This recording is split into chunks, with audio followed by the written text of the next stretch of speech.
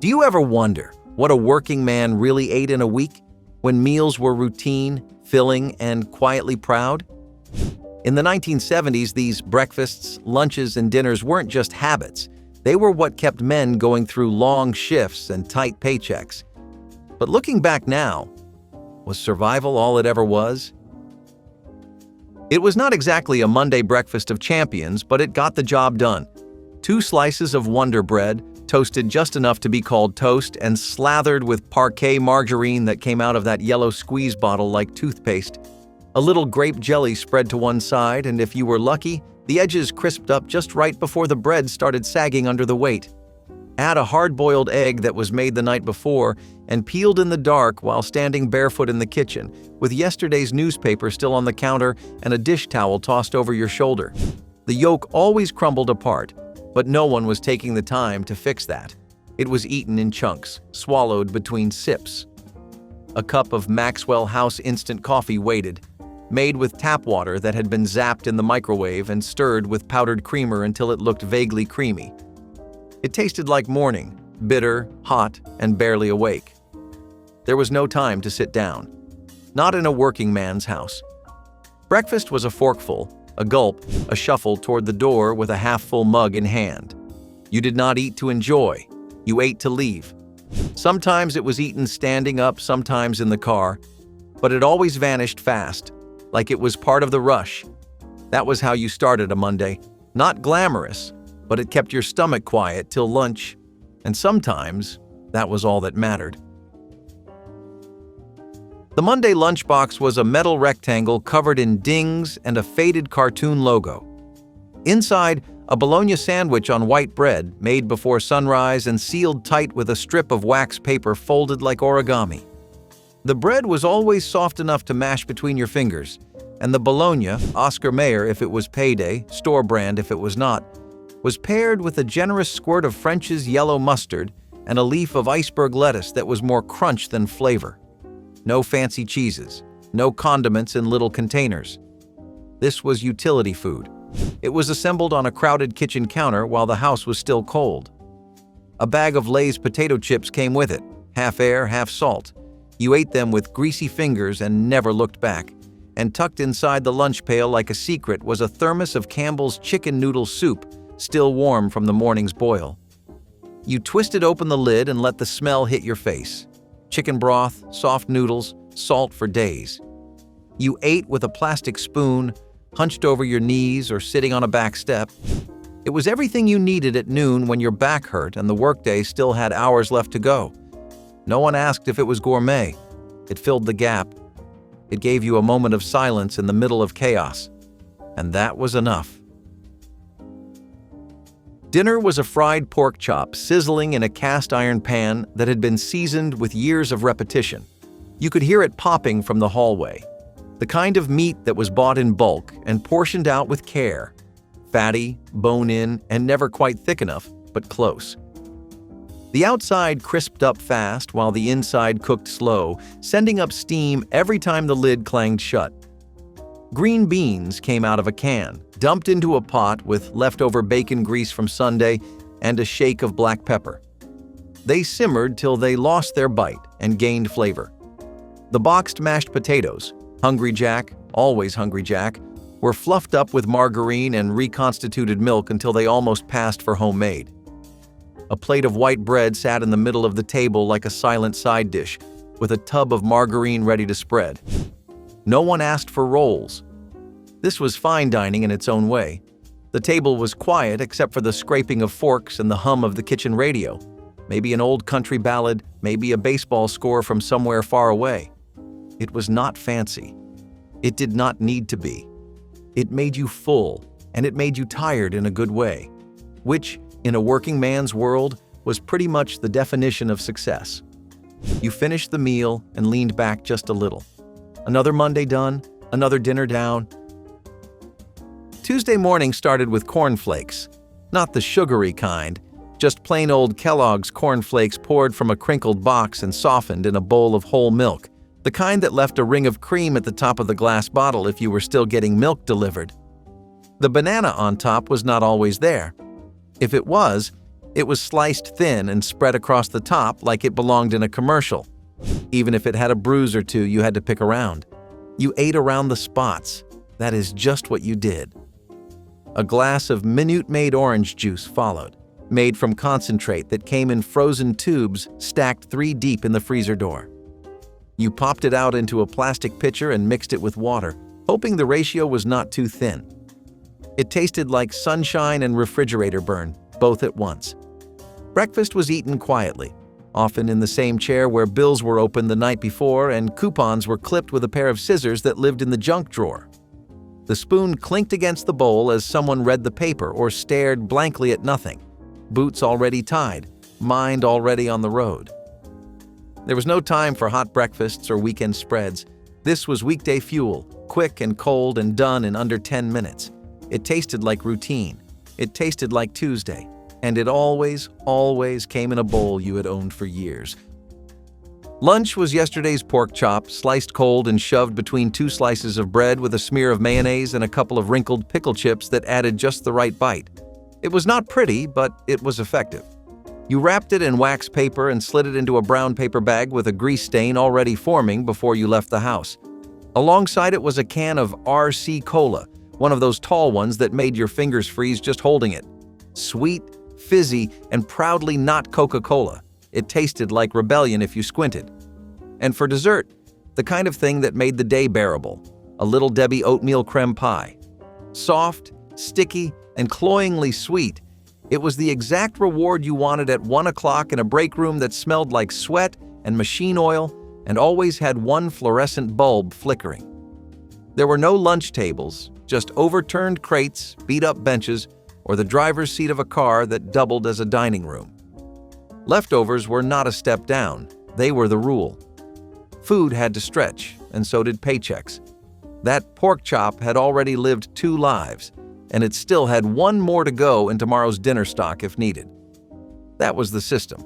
You ate the past to get through the present, and somehow it was enough.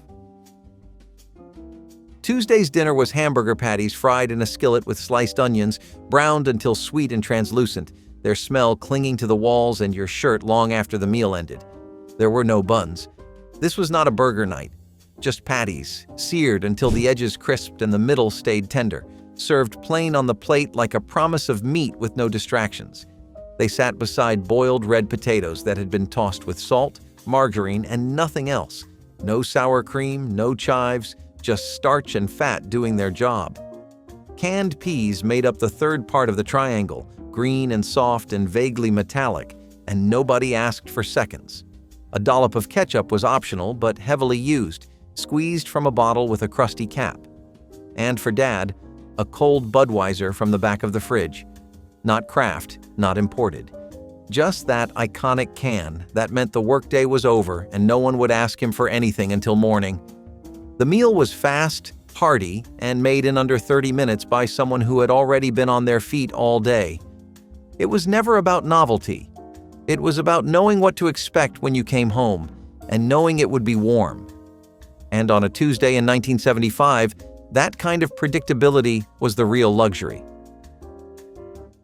There was something about Wednesday oatmeal that made you feel like you were doing things right. Not the packet kind. This was Quaker oats, scooped by hand and stirred slowly on the stove, bubbling in a pot that had cooked the same thing every Wednesday morning for years. You stood there in your socks, waiting for it to thicken, spoon in hand and clock ticking above the fridge. A spoonful of brown sugar was added once it thickened, and a small pat of margarine melted across the top like a badge of honor. Some mornings, you added a splash of milk around the edges just to cool it down. It was hot, heavy, and stuck to your ribs in the best possible way. Served with a side of canned peaches, soft, syrupy slices that tasted like summer in a tin even when the windows showed frost. You spooned them out cold and let the sugar coat your tongue before diving into another bite of oats. It was not about speed this time. Oatmeal took a little longer, and maybe that was the point. It gave you 10 minutes at the table. You ate it with both hands on the surface, the newspaper open, the coffee still brewing in the corner. Some mornings needed quiet food, something warm, something cheap that felt like it had weight. And oatmeal, old-fashioned and unfancy, was perfect for a man trying to make it through the middle of the week. It was not pretty, but it was steady. It was what Wednesday asked for. Lunch was simple. A peanut butter and Welch's grape jelly sandwich made just the way it always had been, on white bread that compressed under your fingers and stuck to the roof of your mouth by the second bite. The jelly bled through the corners and left dark stains on the wax paper. You folded the sandwich into triangles out of habit, like someone had once done for you. You packed a red apple beside it, maybe a little bruised, but still good enough to crunch into while you leaned against a break room wall and counted down the hours. The apple never tasted like much, but it gave your teeth something to do. And tucked carefully in your thermos? Lipton instant soup. Beef noodle, the kind that looked like brown water but tasted like a warm handshake. You stirred the powder into boiling water before leaving for work, screwed the lid on tight, and hoped it stayed hot until you needed it most. The noodles floated like threads. The broth stung your tongue. But it was salt, heat, and comfort. This was fallback food. Not flashy. Not even filling sometimes. But it was what you made when the fridge looked empty and payday still felt far off.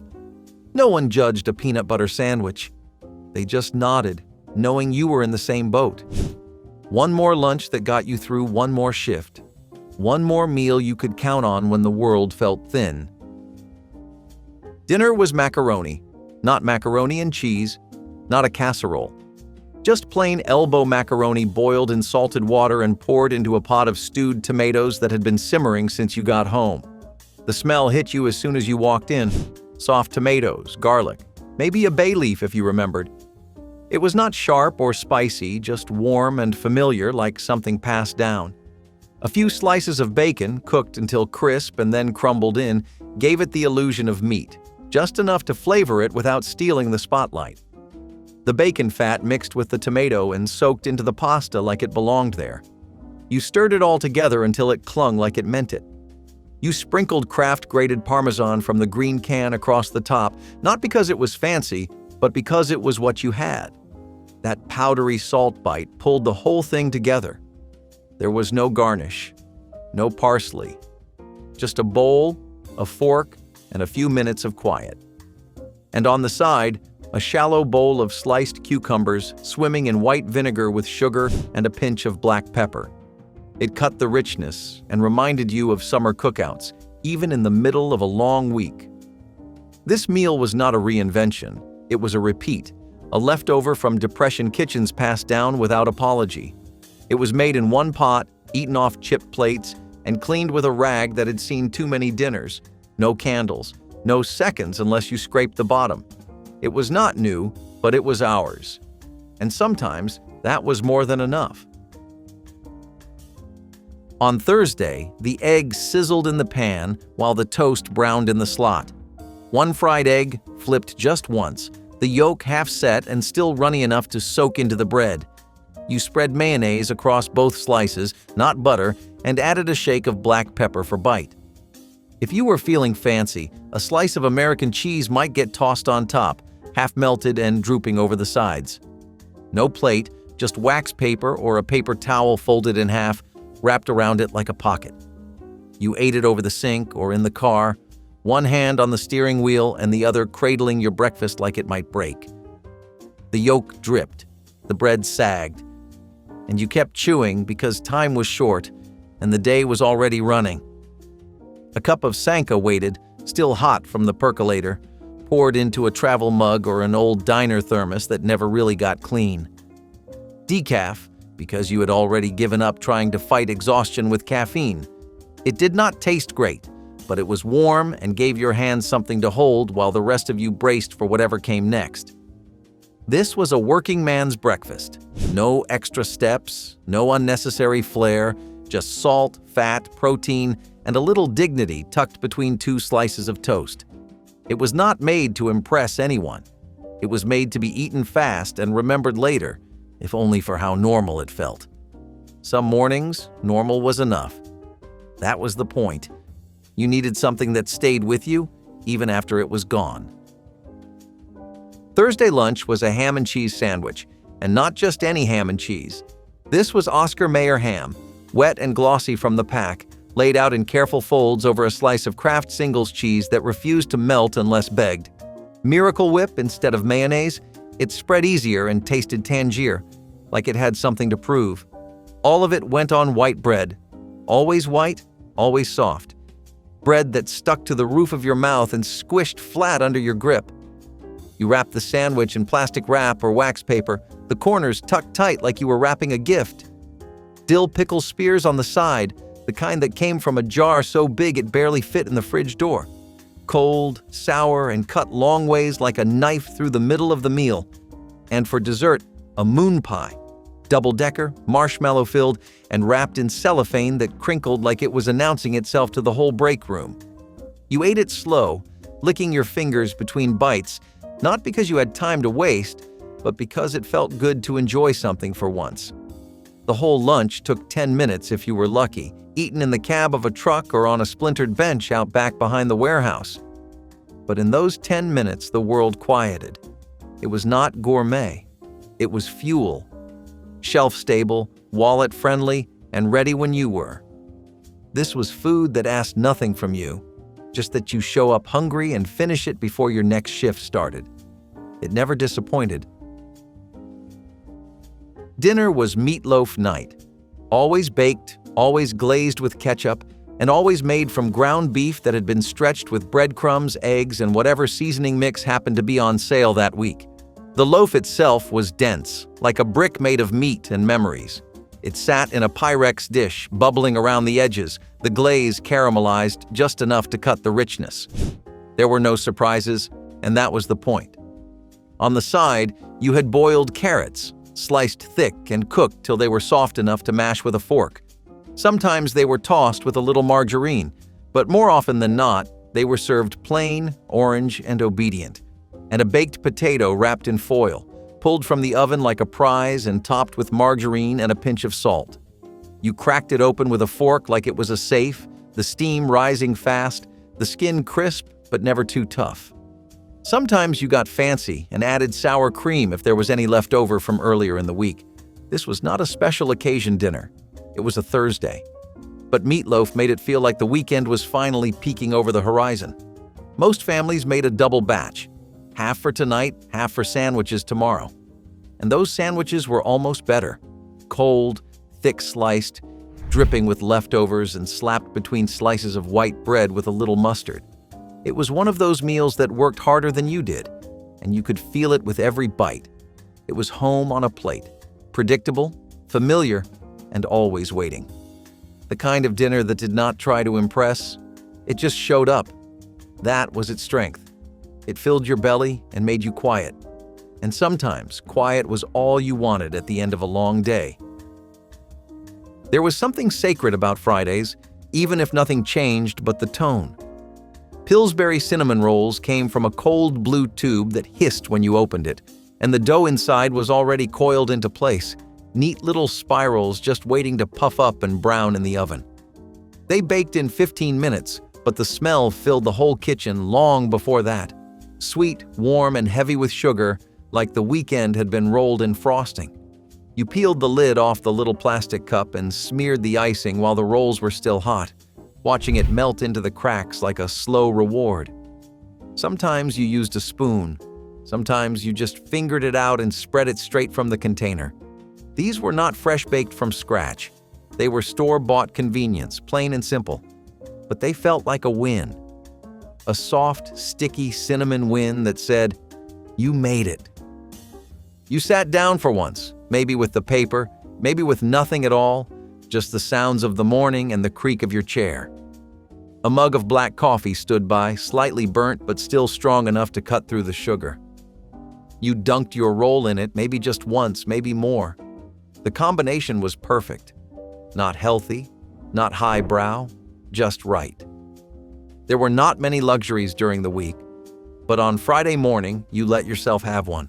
Something soft, something sweet, something easy. That was the deal.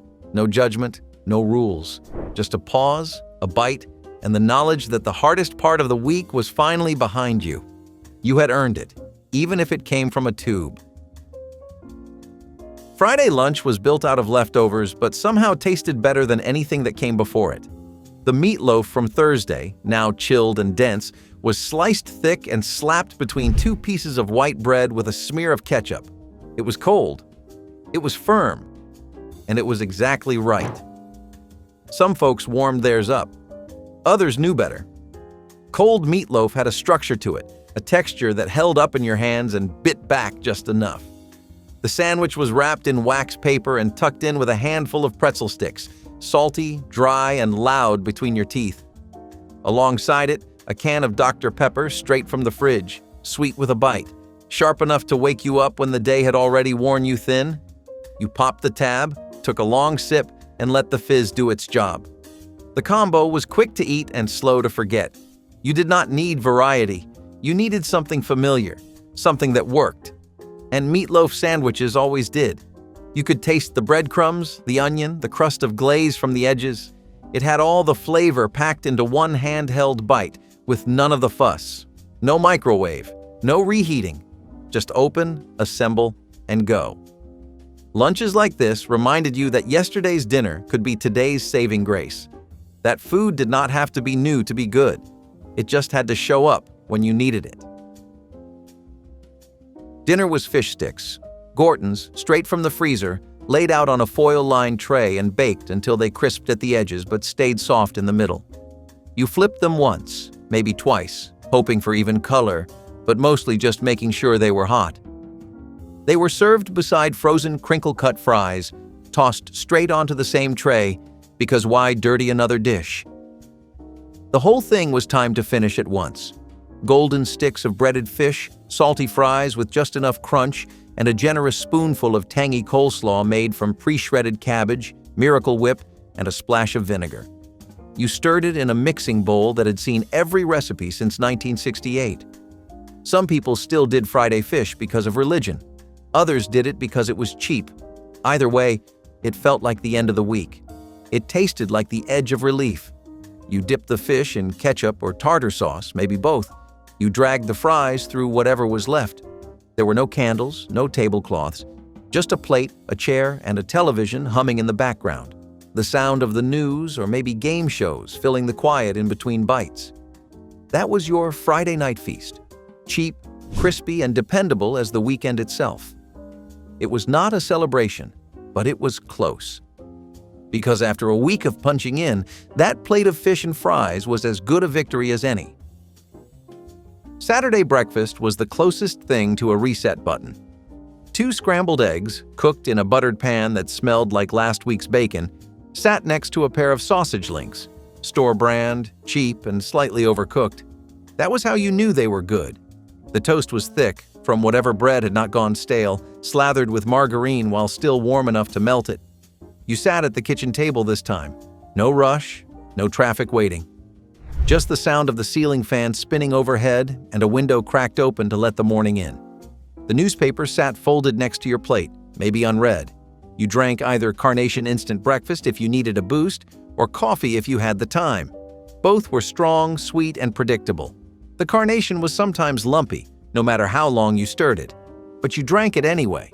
Breakfast was heavier than usual, and that was the point. You needed something solid before the yard work, the oil change, the trip to the hardware store, or a run to the dump. Saturdays had their own rhythm, and it started with a plate like this. Not elegant, but necessary. There was no garnish, no timer, no fancy omelet folded just so. Just heat, salt, fat, and a little bit of silence before the to-do list kicked in. You finished your plate and rinsed it in the sink without ceremony. The day was waiting, but at least you had eaten. Lunch was grilled cheese with Campbell's tomato soup.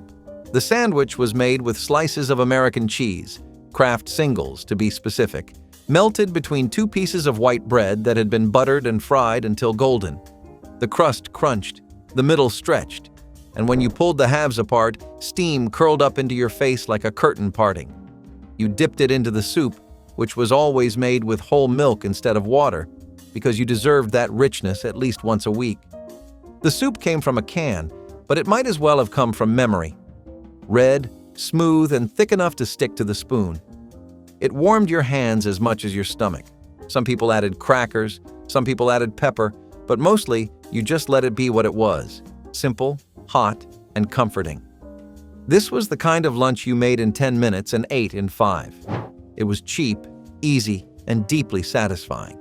You could eat it while reading the classifieds or standing barefoot in the kitchen. And when the weather turned or your day took a turn, grilled cheese and tomato soup brought it all back to the center. It was comfort in a bowl, balance in a sandwich, and a perfect excuse to sit down and just be still. Some days you needed that more than anything else.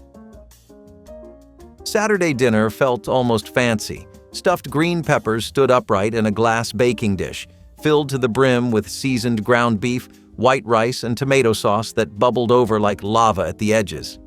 Each one was topped with a pinch of grated cheese if you had it, or a little extra sauce if you did not.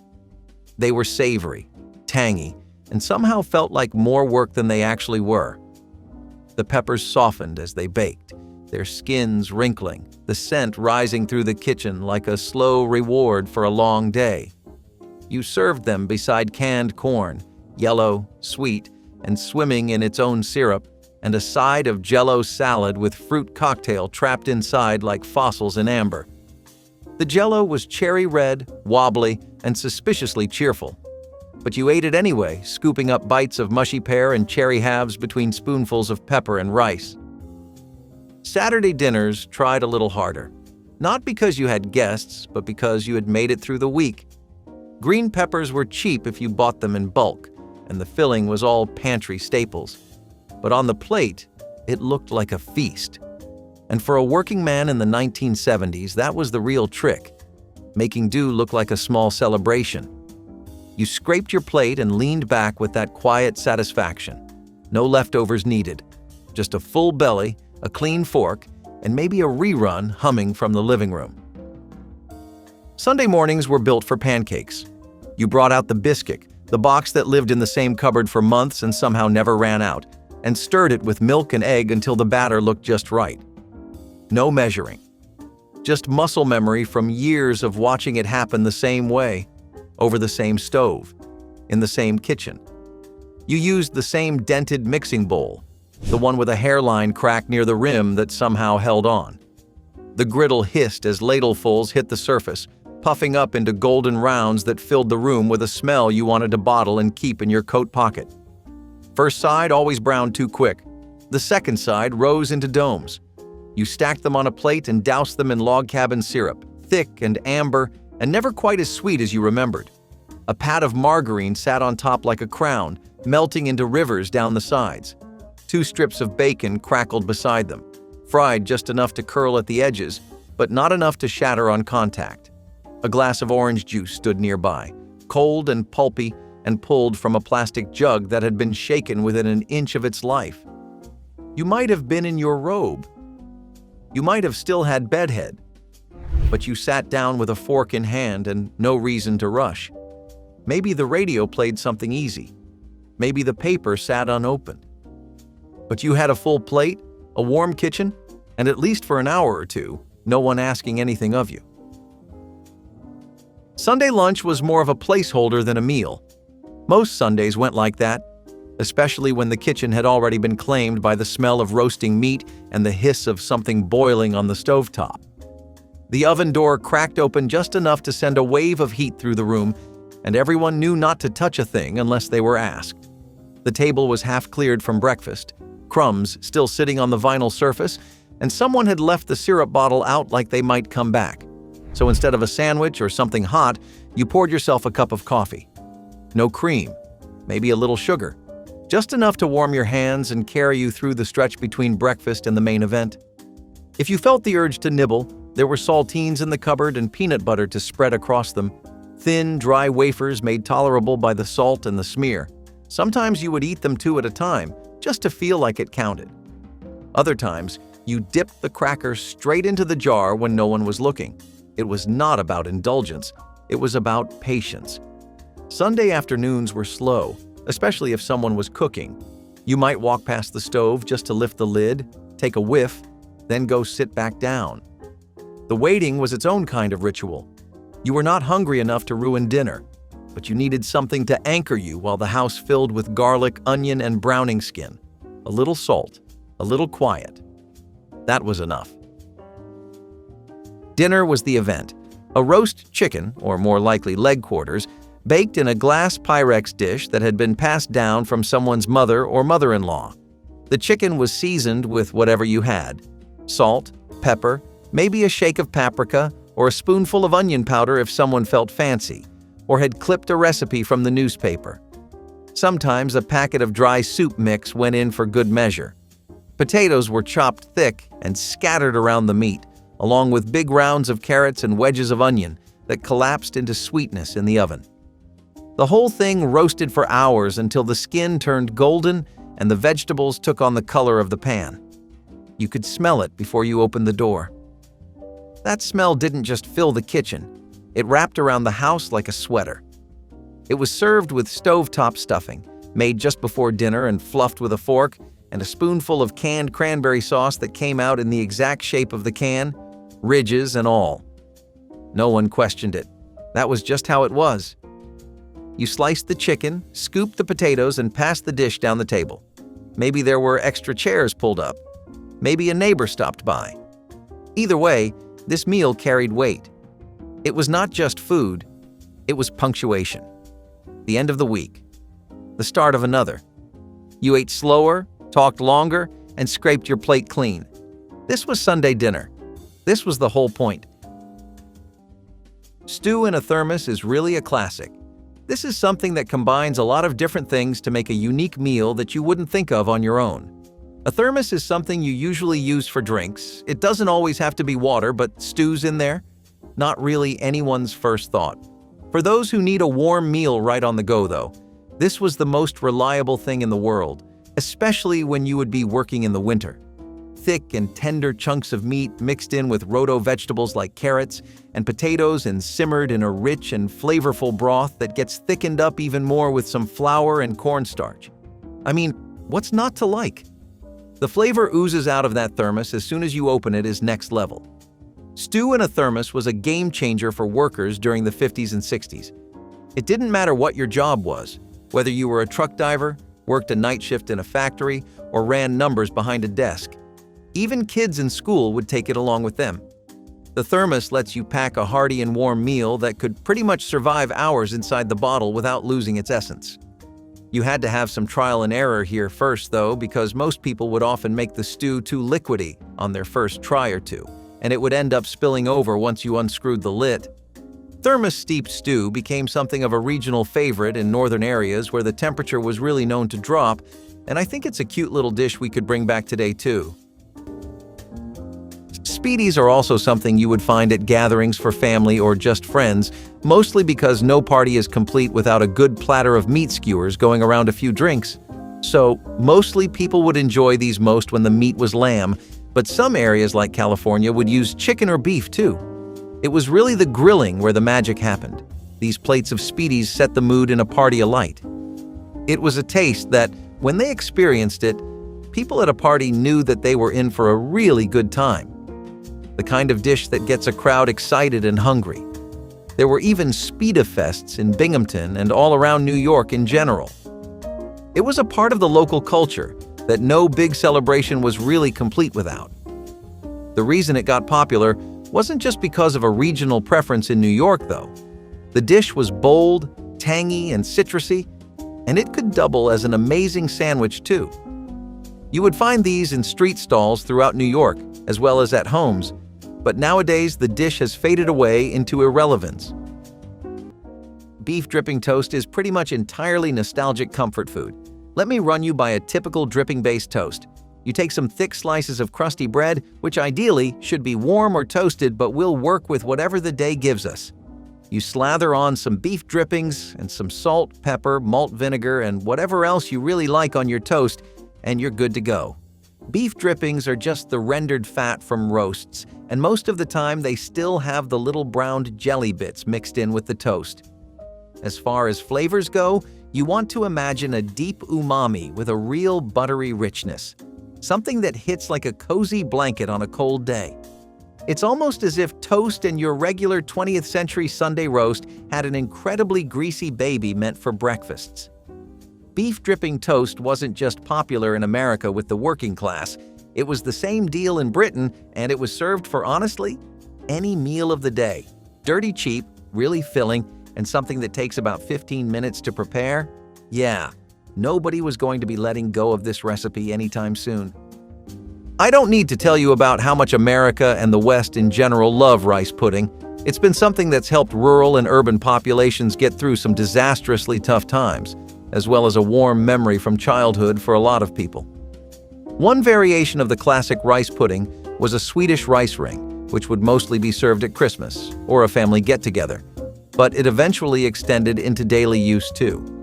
The dish first started off as something you'd only find in Scandinavian communities, and they'd really make heaps of the stuff. Enough to go around a big family of 6 or 8 with a bowl for each, and it makes sense too since it was made using some pretty average ingredients. Stuff like rice, milk, and cream were all you needed to get a Swedish rice ring going. The way it differed from normal rice pudding is in how the dish was originally always made with some kind of spice and topped with fruit or served alongside jam.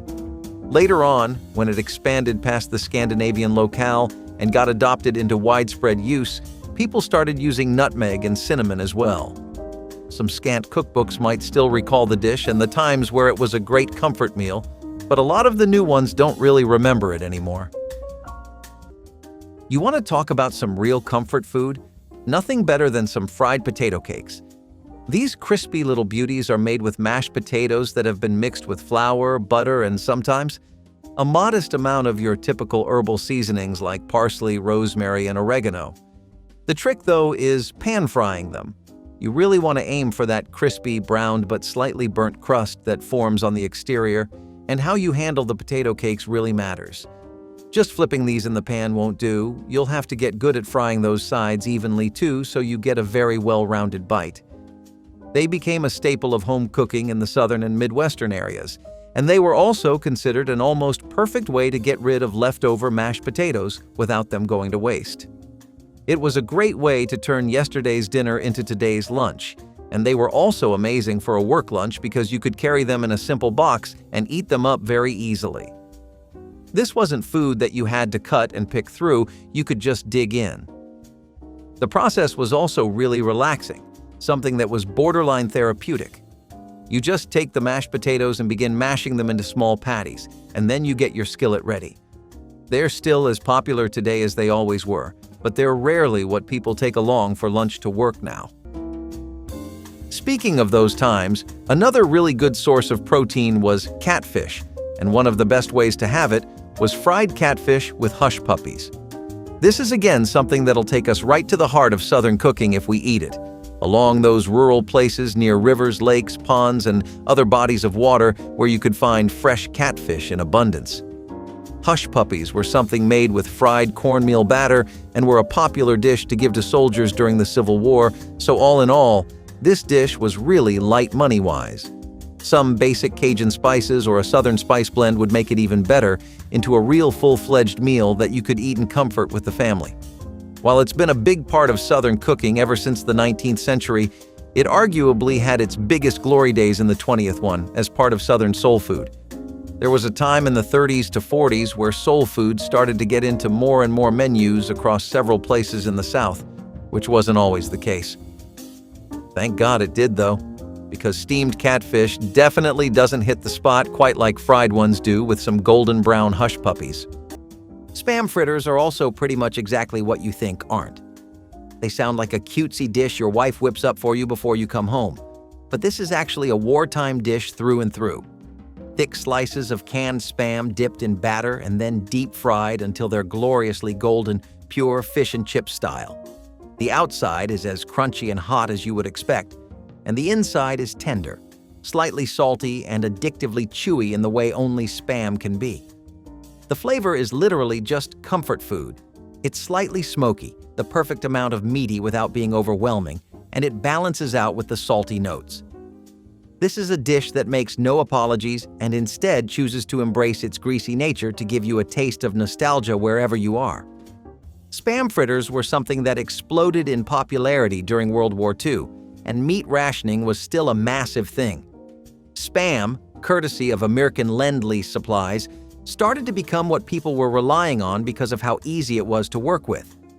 It was the working-class answer to the age-old question of, how do we make canned meat something that feels like a proper meal? And Spam fritters stuck around even after the war, too, especially in towns where factory work was a lot more common than any other kind of job. Hey, you might not be fighting a war anymore, but that 9 to 5 is still no joke. You hear the name rumaki and you might start thinking about some pretty exotic dishes, but it's actually more of a humble appetizer that picks a few flavors and does them really, really well. It was also made at Trader Vic's, a Polynesian-style restaurant right here in Uncle Sam's USA, which I'm sure you didn't see coming either. I wouldn't blame you for thinking it's exotic, since at tiki parties it was definitely considered that, and when tiki culture as a whole started erupting into the mainstream of American eating, it was still sought after, with just as much interest.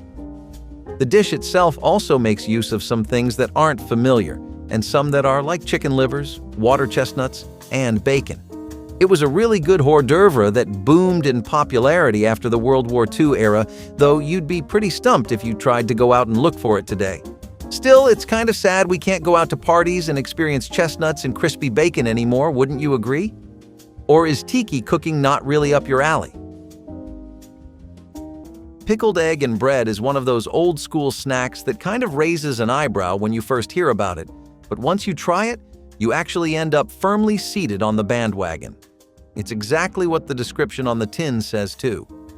It's a pickled egg, usually drowning in vinegar and different kinds of tangy complementary spices, with a slice of plain buttered bread or a soft roll.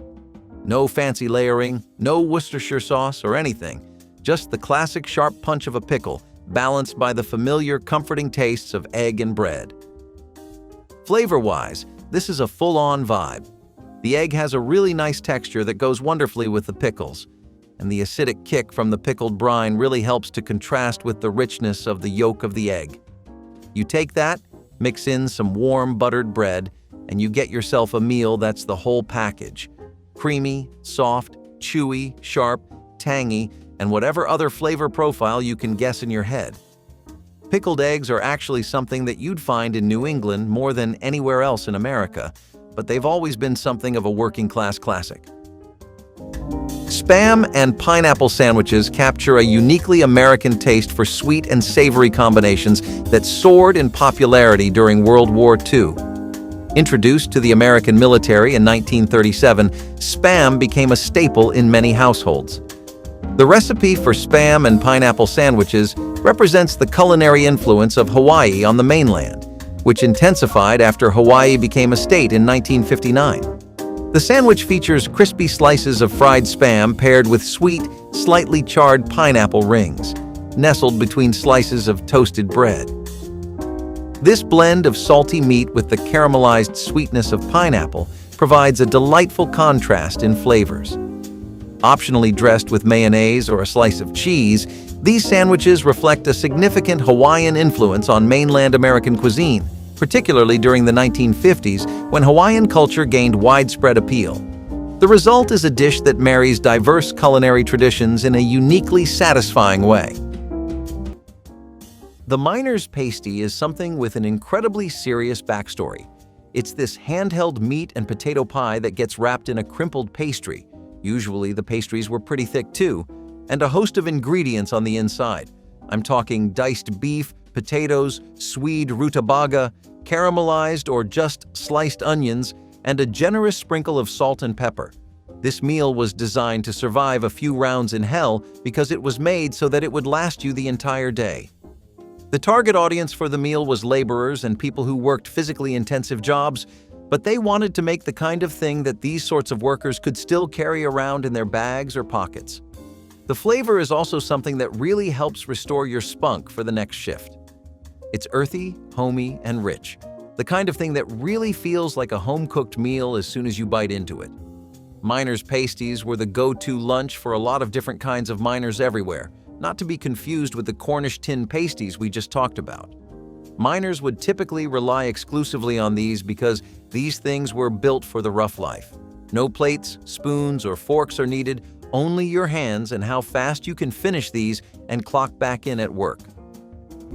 Turkey and cranberry sandwiches cleverly repurpose the quintessential Thanksgiving leftovers into an enticing sandwich that marries the savory flavor of turkey with the sweet tang of cranberry sauce. This tasty combination rose to popularity in mid-20th century America, showcasing an inventive way to transform holiday leftovers into delightful new meals.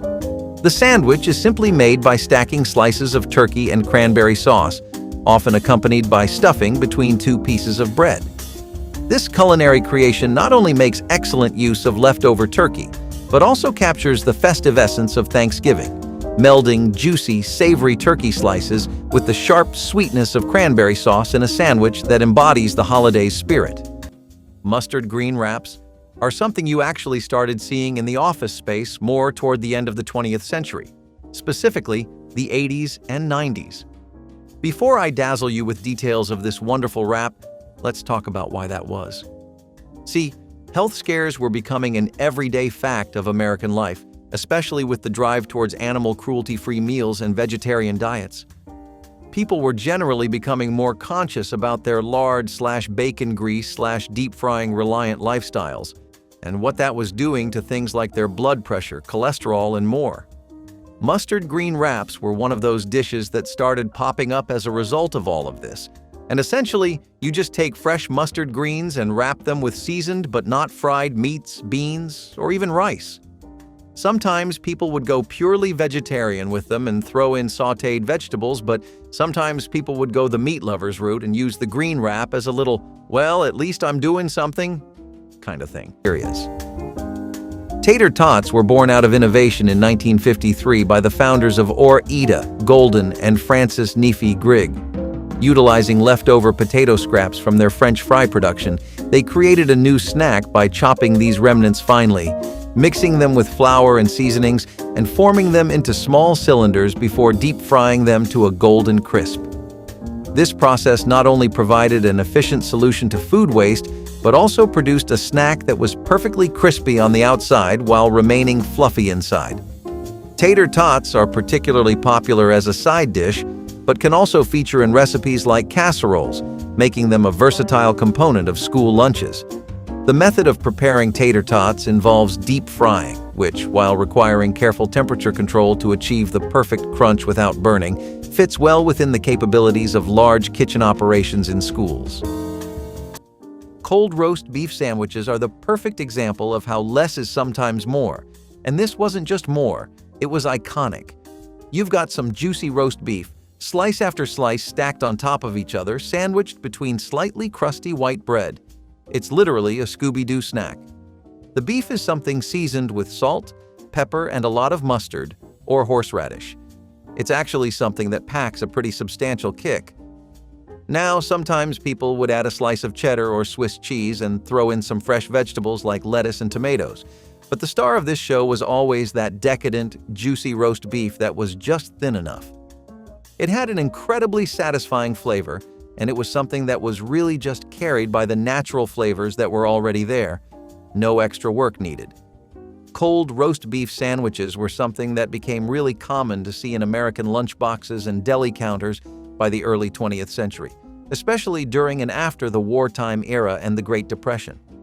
It was one of the most economical lunches you could get for yourself, and people really wanted to be spending as little on food as possible, which is pretty different from our mindset today. Corned beef salad sandwiches are a creamy and savory blend of deli-style corned beef. They typically come mixed with your usual suspects. A little bit of mayonnaise here, some mustard there, and if you really want to be extra, some chopped pickles. These get served between sandwich bread in specific, but if you don't have that, any normal white bread will also do. So these actually have a tangier taste than you would think. And to combat that, a lot of people would also use the honey mustard sauce as a substitute for mayonnaise, or even pair it up with the mayonnaise. Some versions would also throw in scrambled eggs or shredded lettuce for a better texture that plays with the corned beef itself. This is something that was extremely popular in America during the middle of the 20th century, especially after World War II ended. People were trying to bounce back from the effects of it all, and canned meats really helped save some bucks. It's something you started seeing not just at work, but at school lunches, picnics, and even potlucks, and this was doubly true for the Midwest and different parts of the South. Peanut butter and jelly bars take the quintessential American sandwich and transform it into a dessert format that is both nostalgic and delicious. This treat is prepared by layering a base of crumbly, buttery dough in a baking dish, spreading a generous amount of peanut butter and then jelly over the base, and topping it with more of the crumbly dough. The bars are then baked until the topping is lightly browned, resulting in a dessert that is rich in flavor and has a satisfying texture contrast between the soft filling and the crunchy topping. These bars incorporate the familiar flavors of peanut butter and jelly in a form that is easy to distribute and consume, making them an excellent addition to school lunch menus. Peanut butter and jelly bars not only provide a source of energy, but also bring a sense of comfort and nostalgia to the dining hall. And so the thing back then with lunch was that you really wanted it to be portable. You didn't have a little deli on the corner with a killer quesadilla or Uber Eats back then. Dishes were often made with energy and transportability in mind, and that's why stuff like meat hand pies got as popular as they did. Not only were they really easy to stuff in your bag and walk around, but they were resistant to getting spoiled, so they could stay in there for quite a while if you got your break late, no worries. As far as the taste went, it goes down just like any meat pie, though most people were fond of using different cuts of pork and ground beef. A historical act about these is that during the 19th century, they were pretty much the ideal lunch for Cornish tin miners. The reason was that since mine workers usually had dirty hands, they would grip the pie by the edge of the crust and eat the rest, throwing away the part that got dirty. They got popular because of how satisfying the flavor is, though. It's rich and meaty, and that buttery crust with a peppery seasoning only helps to elevate this humble pie into a proper midday lunch. Popularized in American households in the early 1900s, so tender Swiss steak involves a method of preparing a tougher cut of beef, such as round steak, by pounding or rolling before cooking. This tenderizing process, known as Swissing, lends the dish its name, although it has no connection to Switzerland. Traditionally, the steak is browned, then slow cooked in a rich tomato and onion gravy, allowing the flavors to meld and the meat to become fork tender. This dish showcased an economical approach to cooking during the Great Depression, providing a delicious solution for less desirable cuts of meat.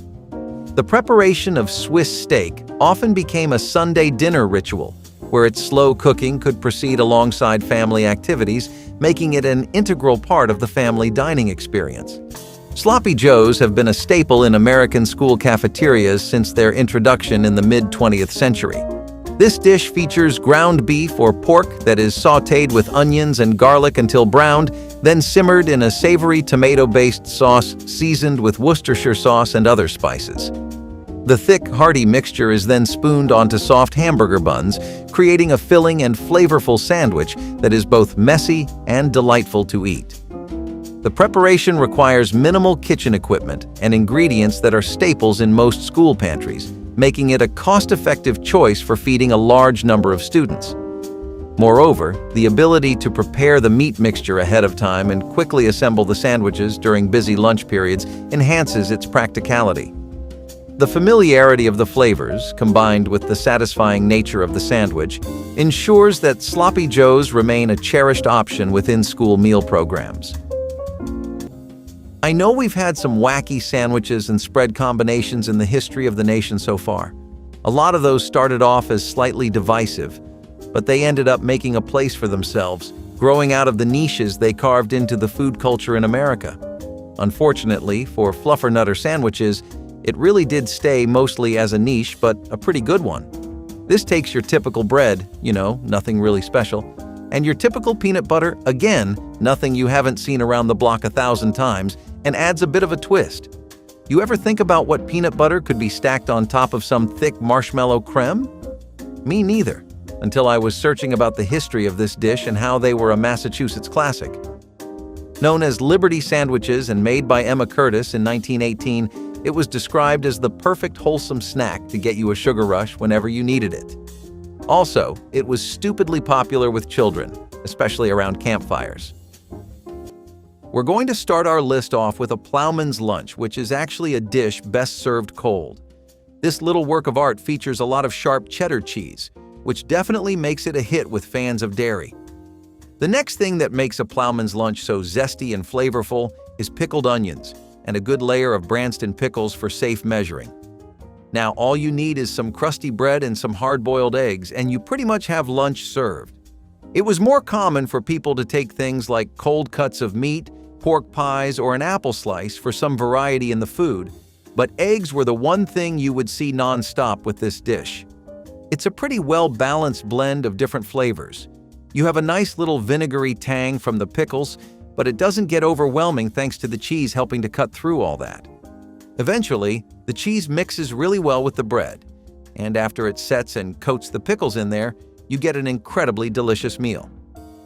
This was a meal right out of the 50s and 60s, and funnily enough, this was something that was marketed by the Cheese Bureau in Britain so that cheese sales could go up a lot. Bacon fat crackers are the definition of making use of whatever you have on hand. These little greasy bacon bastards are something you get by mixing bacon fat with flour, salt, and a little bit of sugar. Then, you roll the dough out as thin as you can and begin baking until you get that perfectly golden color we all know and love. The end result is arguably the best cracker you've ever had the pleasure of eating. It's delicious and smoky, and it has a salty aftertaste from the bacon fat, which makes every bite a meat lover's dream. The texture is light but really crispy, and the richness of the flavor is enough to sound all the alarms in your taste buds. Bacon fat crackers are one of those southern snacks that came out of the zero-waste mentality most people had towards their food, especially when it came to making use of stuff like meat. Bacon was an especially prized ingredient, and the leftover fat was something people tried to preserve as much as they could, whenever they could. People would use it in frying and cooking vegetables, or even their baking. It was also just a really good way to stretch ingredients when times were tough. Now, on a boring day at work, maybe the last place your mind would go to is an equally boring meal, right?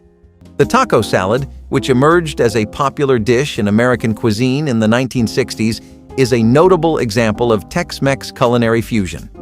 The typical taco salad starts with a crunchy tortilla bowl filled with lettuce, seasoned ground beef, shredded cheese, diced tomatoes, and black olives, finished with dollops of sour cream and salsa. This dish illustrates the adaptability of Mexican cuisine to American tastes, incorporating more cheese and sour cream than traditional Mexican salads. Taco salads became particularly popular in the 1980s, often served at gatherings and potlucks due to their customizable nature, which allowed guests to tailor the toppings to their preferences. Taco salad's popularity also coincided with a growing interest in more casual dining experiences at home, where families and friends could interact in more relaxed settings. Scotch eggs are actually a funny one. You would most commonly associate them with pub culture in Britain, right? I mean, that's how most people think of them. That's their history too. People would get off work or get a lunch break and decide to hit the local pub with the lads for a few Scotch eggs. What really are they, though? A Scotch egg is just an egg packed with protein. It's a hard-boiled or soft-boiled egg that gets this blanket of seasoned sausage meat, and nestled inside that, it gets coated in breadcrumbs, upon which it gets deep-fried until it's completely golden brown. So yeah, it's definitely one calorically dense egg, but that also makes it perfect for work because you can carry 2 or 3 of these and they fill you up right away. The crust is exactly as crispy as you're thinking it is, by the way, and I know you're getting ideas of how succulent this must be to bite into. Let me tell you, you're right on the money. The spiced pork on the inside is something divine, and the creamy egg center just brings everything together for the perfect flavor experience. The flavors also change depending on what spices you use and what herbs you pair it with, so you can really experiment a lot with this dish. Green tomato pie is something that'll have you running back for seconds. First off, you gotta hand it to whoever made this dish for their ingenuity. It's not every day you get a banger of a dish that actually is centered around making the green tomato shine out of everything else. But Southern home cooking will do that for you.